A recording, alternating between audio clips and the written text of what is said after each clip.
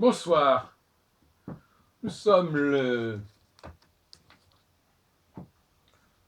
soir du 17 août 2014 et je voudrais vous faire part de mes dernières découvertes. Je crois que ce sont des découvertes importantes, des réflexions qui vont le plus loin que je ne pensais. Et je me surprends moi-même dans mes réflexions parfois. Je résumerai par une formule, un slogan. Les astres désignent et les signes signifient. Et le mot signe, je préfère le mot maison. Maison dans un sens large, c'est-à-dire le mot maison désignant toute forme de subdivision constituée à partir d'un point de départ, qui peut être l'ascendant, qui peut être le point vernal, etc. Les astres désignent, les signes et les maisons signifient. Alors, cette contribution se fait dans le cadre de la préparation du grand congrès que je prévois pour la fin 2014, qui est un congrès dont j'ai parlé assez longuement sur différents supports.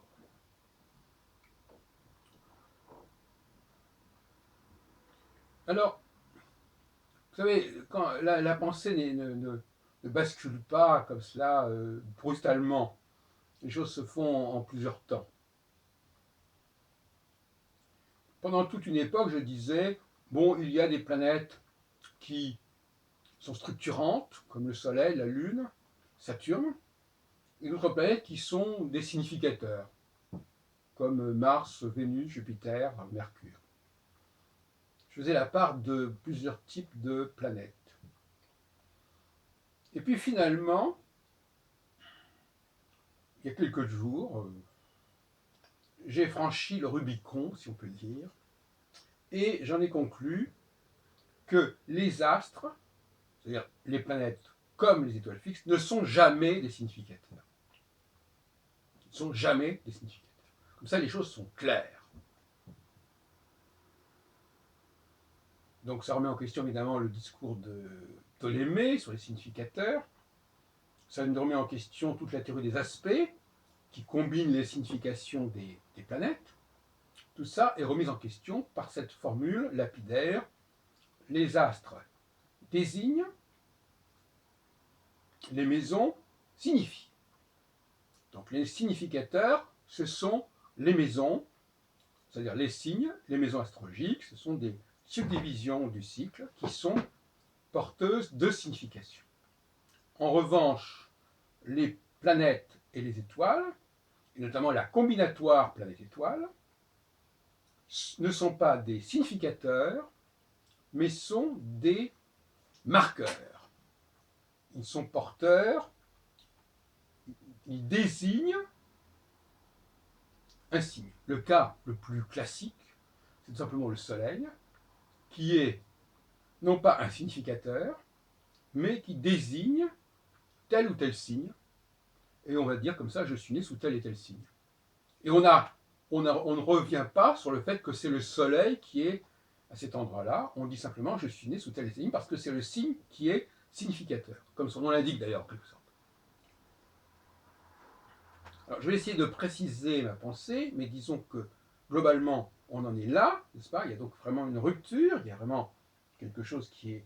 Il y a vraiment ce qu'on pourrait appeler un obstacle épistémologique qui est franchi. Il n'y a plus à considérer en aucune façon les étoiles et les planètes comme des significateurs. D'ailleurs, il y a quelque temps, j'avais fait un colloque ou un séminaire et on m'avait demandé, mais finalement, vous, quand vous étudiez les conjonctions de Saturne avec les différentes étoiles fixes, est-ce que chaque étoile fixe est porteuse d'une signification différente? J'ai répondu, pas du tout. Pas du tout. Les étoiles fixes, quand elles sont conjointes, quand il y a une conjonction de Saturne avec une des 4 étoiles fixes, elles sont structurantes. Elles ne sont pas signifiantes. Elles posent un cadre, elles posent un point de départ, et dans ce sens-là, les aspects font sens. Quand il y a un aspect entre deux astres, ce ne sont pas des combinatoires de signification, ce sont simplement des structures, des cadres qui sont posés. C'est-à-dire, voilà, on est à tel stade du cycle. Les aspects sont porteurs de maisons. Ce sont les aspects, en quelque sorte, dans un système de maisons égales ou de signes égaux, les aspects structurent le cycle. Point final. Maintenant, on va mettre dans ces maisons des significations. On va leur attribuer des significations. Les significations des 12 maisons, les significations des 12 signes, pour simplifier pour l'instant. Et à ce moment-là, ce sont les planètes ou les étoiles ou les luminaires qui vont se trouver dans telle ou telle maison qui vont produire telle et telle signification. Ce ne sont pas les planètes et les étoiles qui sont porteuses de signification. Elles vont désigner des maisons qui elles-mêmes sont porteuses de signification.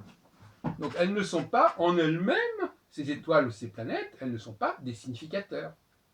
Elles déclenchent des significations par le biais des subdivisions dans lesquelles elles se trouvent. Bon, je continue mon raisonnement. C'est un exposé qui est quand même, à mon avis, assez important, donc je vais prendre mon temps.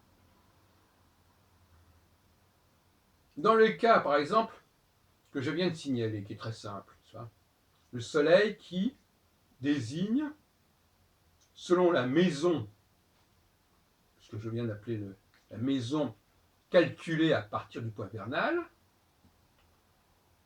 donc le soleil désigne tel et tel signe, à tel et tel moment de l'année, de la naissance, évidemment.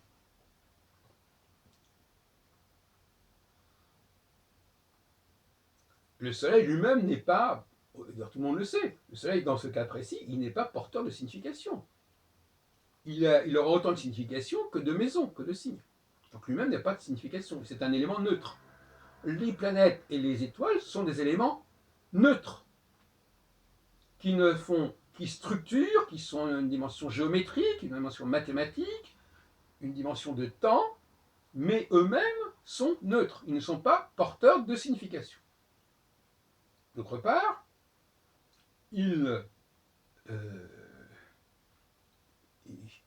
un facteur qui circule à travers un cycle va passer d'une maison à une autre, n'est-ce pas? Et donc il y aura des significations successives. Bon. Maintenant, si on regarde Ptolémée, on s'aperçoit qu'il a développé une théorie des aspects qui n'est pas une théorie des aspects, dans le livre 1 notamment. Il ne parle pas des aspects entre deux planètes. Il ne parle pas de degrés pour les aspects. Il parle d'aspects entre signes.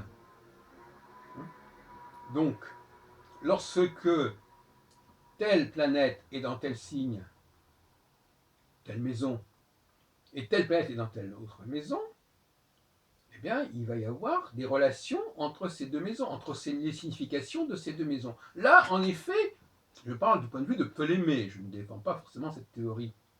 En effet, si plusieurs signes sont désignés par telle ou telle planète,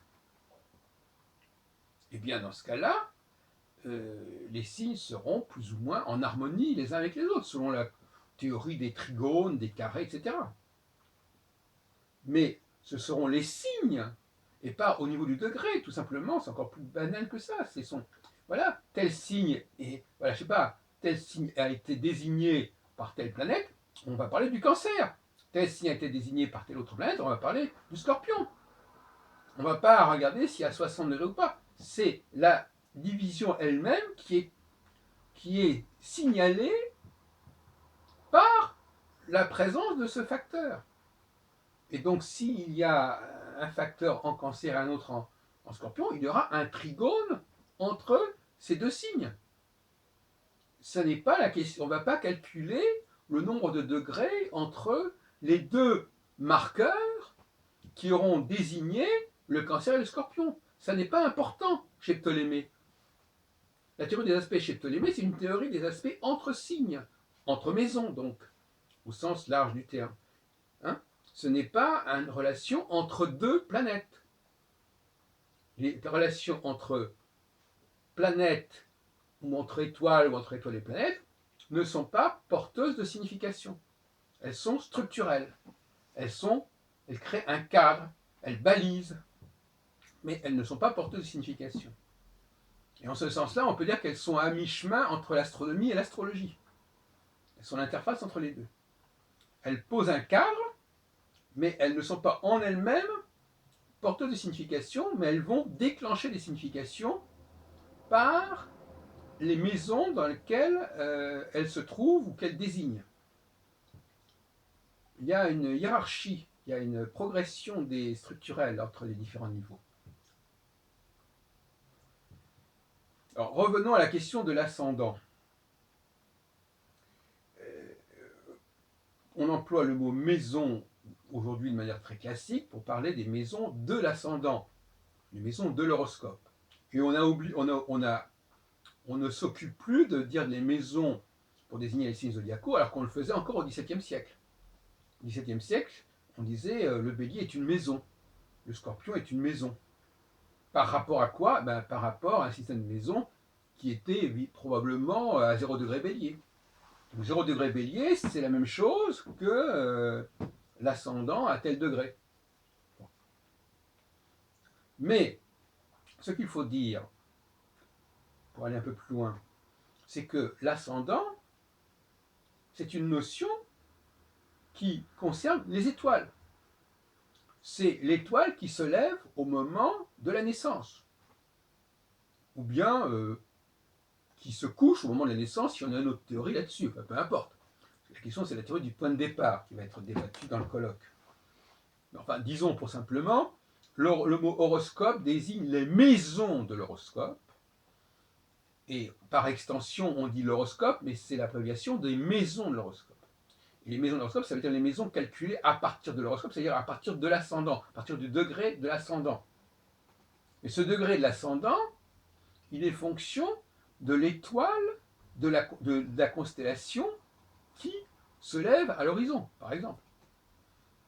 Il y a des traités d'astrologie où l'on nous explique que dans une certaine constellation, eh bien, la tête du personnage correspond à tel et tel degré, et puis la main du personnage à tel et tel degré, etc. Donc les constellations sont elles-mêmes calibrées pour donner des degrés, selon que c'est le commencement ou la fin de la constellation qui passe au moment.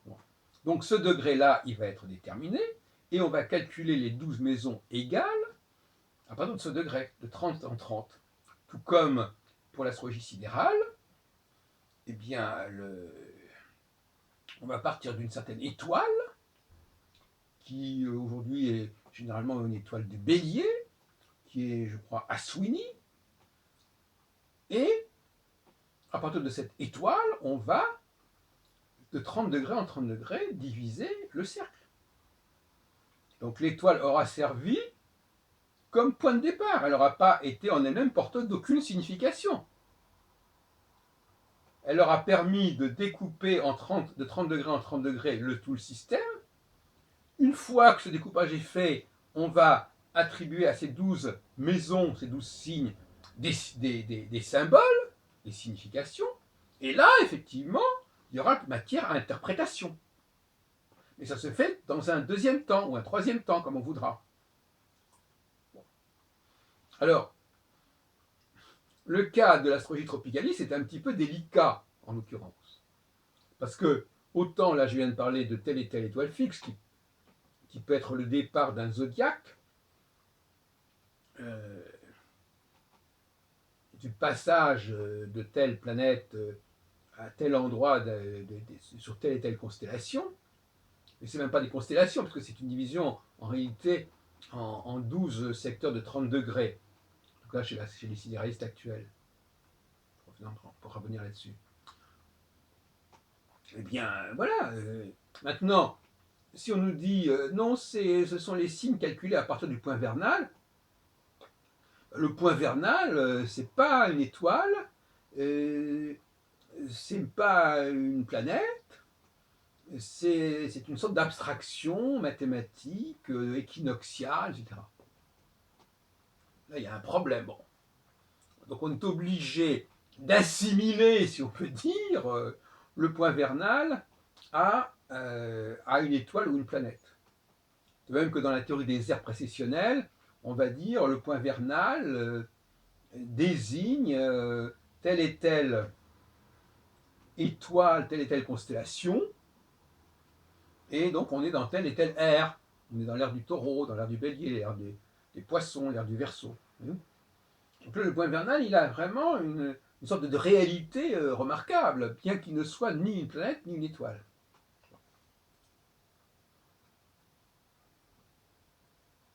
Donc nous avons par exemple André Barbeau, dans son ouvrage paru en 1967 chez Pauvert, Les astres et l'histoire, mais là il ne s'ennuie pas. Il prend les 5 planètes les plus lentes, de Jupiter jusqu'à Pluton, il se moque éperdument de leur signification, il les prend simplement comme des marqueurs, qui quand ils sont, dont les conjonctions se rejoignent et se croisent sur un espace zodiacal étroit, déterminent une certaine situation, une certaine tension. Et quand elles se dispersent, quand elles sont réparties, c'est une forme de détente. Donc, on n'est même pas au stade des maisons, on n'est même pas au stade de la division de quoi que ce soit. On est dans une astrologie extrêmement minimale, où les planètes, on ne s'intéresse pas en tant que significateur, on s'intéresse à la configuration provoquée par ces différentes planètes dans un espace plus ou moins étroit ou plus ou moins large. Là, c'est vraiment bravo. Et ça n'a rien à voir, bien évidemment, avec le fait qu'André Barbeau parle du cycle Saturne-Neptune, ça n'a strictement rien à voir, ni de près ni de loin, avec sa théorie de l'indice de concentration planétaire. C'est totalement différent. Barbeau, il fonctionne sur il mange à des râteliers différents, il fonctionne sur des registres totalement différents. Il ne faut pas du tout chercher une unité dans le travail d'André Barbeau. En tout cas, il a le droit, il a pratiquement le droit. Ce qu'il écrit en 1950, c'est pas ce qu'il écrit en 1964, en 1967 ou en 1990. C'est pas du tout la même chose. C'est peine perdue de vouloir trouver une unité. Ce sont plusieurs options, plusieurs fers au feu qui vont dans des directions très différentes. De même que quand il publie une collection sur le zodiaque, c'est une collection sur le zodiaque. Et voilà, et puis il parle de l'ascendant, il parle du soleil dans les signes, etc. C'est encore totalement autre chose. Et bien évidemment, quand il publie une collection sur Jupiter-Saturne, ou sur Uranus-Neptune, ou sur le Soleil-Lune, là on est dans les significations. Donc les planètes sont porteuses de signification. Donc si vous voulez, il ne faut pas chercher à comprendre. Hein, ça dépend des cas, ça dépend de la situation, ça dépend de l'éditeur. Enfin bon, c'est pas un problème. Bon. Mais pour nous résumer, parce qu'on ne va pas parler de ça pendant des heures, pour nous résumer, abandonnons définitivement toute idée que les planètes sont des significateurs. C'est pas compliqué. Vous avez une symbolique des maisons astrologiques qui est très cohérente, qu'on peut améliorer bien sûr, mais qui est cohérente. Voilà, maison 2, maison 3, maison 4, avec ceci, cela, etc. Vous avez les signes zodiacaux. Alors, les signes zodiacaux qui eux-mêmes, alors j'en ai parlé ailleurs, on va pas revenir là-dessus,